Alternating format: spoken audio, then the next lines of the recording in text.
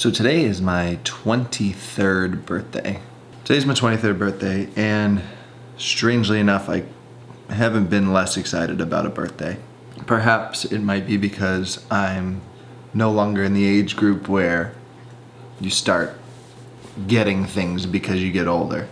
16, you get a driver's license. 18, you can buy a scratch ticket. 21, you get to drink. You don't get nothing but 23. So for me, it's not about like the number or like the Facebook birthday posts or gift cards or anything like that. I sort of use this time to look back and reflect. Sort of reflect on who I've been the past year, what I've done. And truthfully, that reflection alone can very much explain why I'm not excited about this birthday. I'm not super proud of who I've been over the past year, and it's not because of anything that I did or how I, treated any certain person, or it's more about what I didn't do. I think it's really important to be able to tell the truth to yourself, and I think it's more important to be able to listen to the truth. And truthfully, I didn't give my all. I didn't step outside my comfort zone. There's two voices in your head, right? One voice is telling you one thing, one voice is telling you another thing. We all have it.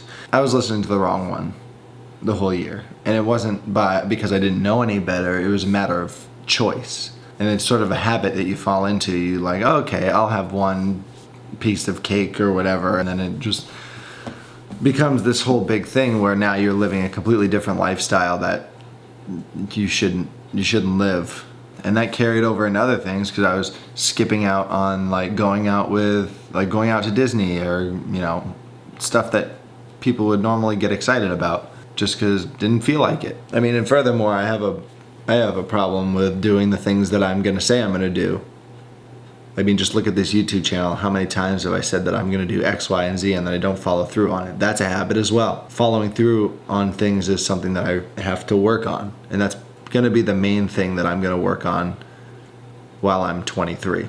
Picking some things that I'm gonna do and then doing them. I'm not gonna try to do a million things at once. I've tried that in the past. I'm shrinking it down, and I'm gonna pick the things that I know I can do and then do them and do them well. I'll move on to the next thing.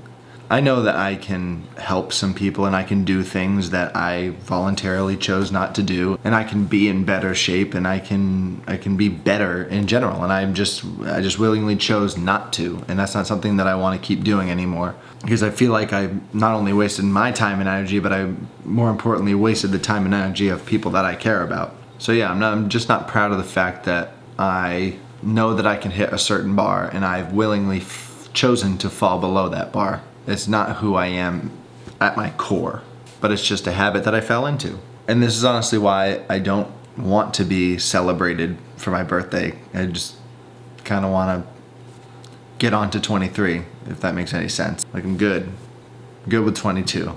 I want to talk about 22. I'm over 22. I mean, you can usually tell how I'm doing based on how many YouTube videos are popping up on this page. Guess how many I made when I was 22? Goose egg.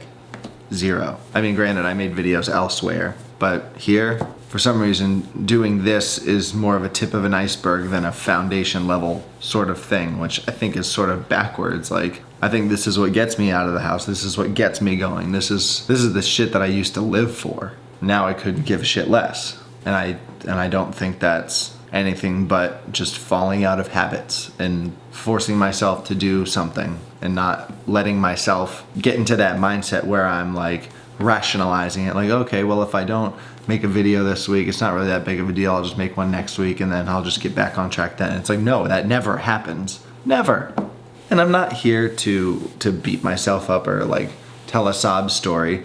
I'm here to say hi, first of all, and sort of remind everybody that like we got to be honest with ourselves, and eventually you're going to get to a point where you're going to look in the mirror and be like, I'm probably the cause of a lot of my problems.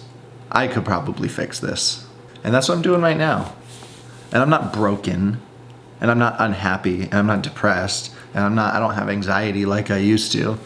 I'm doing fine, but I'm not where I know I can be.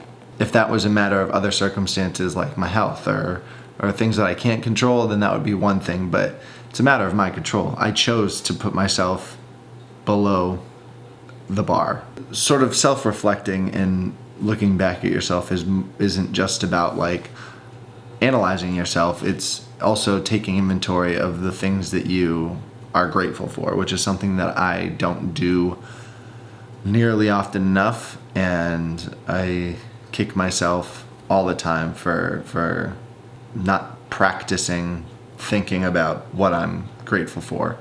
It's very easy to get caught up in the humdrum and focus on what you don't have and focus on what you want, rather than being like, wow, you know what, I got all this shit and it's pretty cool.